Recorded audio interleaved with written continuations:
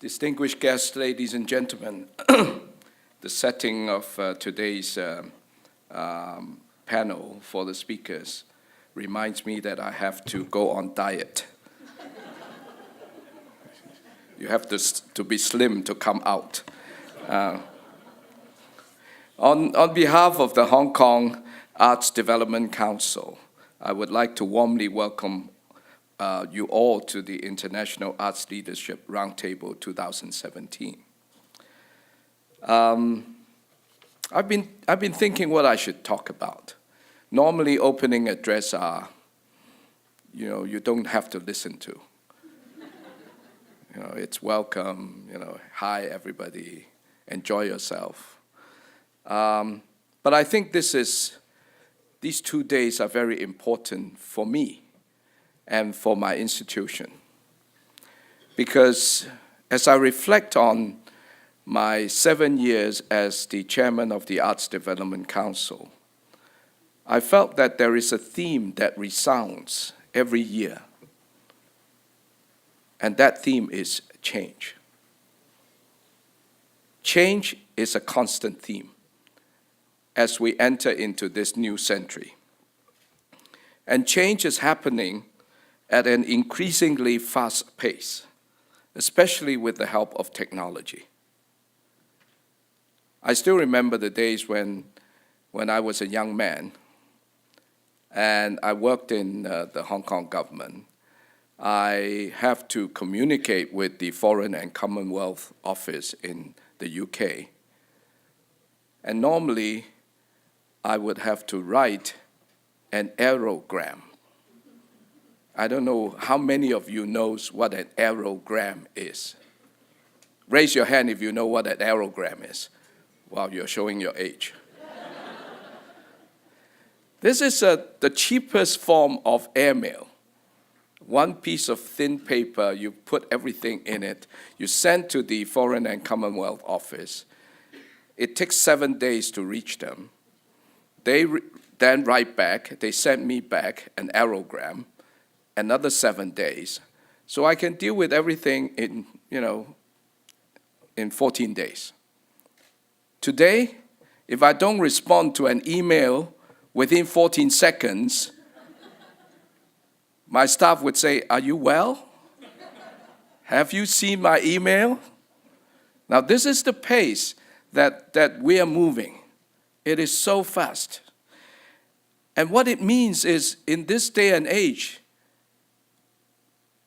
it's an age of redefinition. What is right, what is wrong, what is good, what is bad, we all try to redefine what this means in life to all of us. We're redefining values, attitude, and taste in particular. And people say, "Oh no, tastes don't change." No, tastes do change. If we recall, there was a Michelin star restaurant that is very famous for quantum food in Spain, Al Bulli. They closed down. It was the most sought-after restaurant in the world for a long time, but now it doesn't exist anymore. So taste also changes. So, and also decision makers are changing. Decision makers like me, who is a baby boomer, is going to hand over the power, the decision, to the next generation. And we now have generations X, Y, and Z. They're all coming in, very strong. Some of the performers that you saw last night at our banquet, hosted by the chief executive, I think they're generation Y and Z, and they're beautiful. Aren't they beautiful? Right? So we're going to change in such a space that is so short, that is so rapid, that while everyone is talking about the digital age, I can tell you, and I will forecast, and people know that I'm also in the casino business, I will put my bet on it, that we will very soon go into the artificial intelligence age. This is coming in. Digital is no longer the name of the game. AI, artificial intelligence, is coming. So, for example, you all know e-commerce. How e-commerce has impacted on my life. I'll give you an example. Recently, I went to Shenzhen, to the new ferry terminal. I was taking the ferry from Shenzhen to Macau, back to Macau. And it was newly opened. There was only one shop, because it was new, that sells water and something to eat. And because I missed the ferry, I have to wait an hour, so I was trying to get a bottle of water. So I had some Chinese currency with me. So I took out the currency, and I said, "Can I have a bottle of water?" She said, "We have no change. We're new. Do you have WePay or Alipay?" And of course, we from Hong Kong cannot have WePay or Alipay because we need to have an account in China to open that. So I saw everyone came by. They took their cell phone, doot, they got everything they want. No one used currency. In China today, no one used currency. Everything is paid by payment gateway. This is how fast things are changing. This is why even Hong Kong, we felt that we are lagged behind because we have a legacy problem. We still have fixed line telephone. In China, 50% of the population has no telephone line. They simply go onto the mobile phone because they didn't have the fixed line in the past. So this digital age is creating so much changes in the way that we look at things, that we do things. Social media is taking over personal interaction.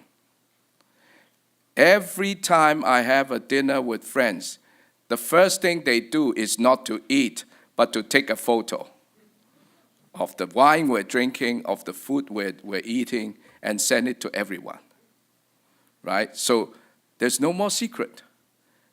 Because so many times people would send the message back to me and say, "Oh, you're having dinner with so-and-so." So where is personal interaction? This interactive phase of our life means that even our arts are developing in the same direction. So therefore, digital media, new media, interactive arts are coming into play. And this appeals to the generation X, Y, and Z. How the young people now do not have the patience to go through a classical opera for 3.5 hours. They all look for excerpts. So last night, there was an excerpt of about 10 minutes. Everyone loved it. Imagine it going on for another 2.5 hours. Right? So I think even with us, art practitioners, we have to think, how do we cope with this new age, new trend? And of course, we are lucky. We're lucky because the world is so accessible and we can collaborate with each other so easily. Collaboration, exchanges, take on a new meaning today. You don't have to meet to collaborate. Some people know that my son is an artist. She's a songwriter, singer-songwriter. She now composes songs with people in the US, in Singapore, and every night they exchange all these half-finished products over the computer, and the next morning, a new piece of music is born. They don't need to talk. They don't need to work together. They just exchange. This is collaboration, right? Recently he was doing a video of an MTV of his new song. he was collaborating with another singer. That guy was singing in the US and he was singing in Hong Kong. And then they put it together. They put the soundtracks together. It is a song. So the impossibles become possible today. Art is taking on a new direction. That is why we would like to hold this round table once every 2 years. This is the third time. And in fact, some people are saying it's happening so fast, we should hold it once every year. And we're talking to the government. We need more resources if we were to hold it once every year. So the whole idea for the next 2 days is that we would like to get fresh insights as to what's happening around the world with leaders in art facing the same challenges, same problems that every one of us is facing. Globalization means that nobody is exempted. And everyone is thinking of ways to doing things differently. And therefore, it makes this sharing valuable. The last thing is, as we change, and there are leaders of institutions, there are leading artists here today, Arts Council members, we have to reflect on our own role as an institution. In the face of all these challenges, we have to reflect and see how we can change with time. And hence, I'm really very much looking forward to the discussions at the round table in the next couple of days. The Hong Kong Arts Development Council has been lucky because we're the only advisory council that has elected members. And every 3 years, we have 10 new members elected from different fields of art. And these people bring to the table new ideas, and it keeps us close to the ground, because art is life. Without the reflection from the people in the field, it's very difficult for us to carry on our responsibility well. And we're also lucky that the government trusted us, because we sit in a unique position. We sit between the government and the people. And we need to be very diligent in what we do. We need to be on our toes, because otherwise we would not be serving our community. And we're lucky that the government trusted us. They have increased the resources to us in the past few years. They are keeping their promise to increase more resources for the Hong Kong Arts Development Council, something that we're lucky, because in other parts of the world, sometimes the government are cutting the resources. So we're blessed. And especially with the promise of the Chief Executive, Mrs. Carrie Lam, I'm sure the Home Affairs Bureau would be giving us more resources rather than cutting it. So this year, we're very lucky because the roundtable coincided with the Asia Cultural Cooperation Forum 2017. This is a new way that we are experimenting, because this week in town we have ministers from different Asian countries talking about the latest development in their country, and this is also a biennial event. We are trying to do this back-to-back with them, and if the result suggests that this is a good formula, we will be looking into whether we should be continuing to do this on a back-to-back basis from now on. And of course, a lot depends on what comes out of these 2 days, how you, the participants, view this roundtable.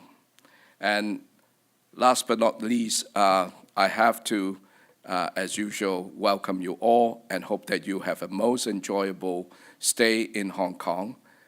For the Hong Kong participants, I hope that you would, in the Chinese saying, have something 滿載而歸, take a lot back with you. And so enjoy the round table and look forward to discussing more with you in the next day or two. Thank you.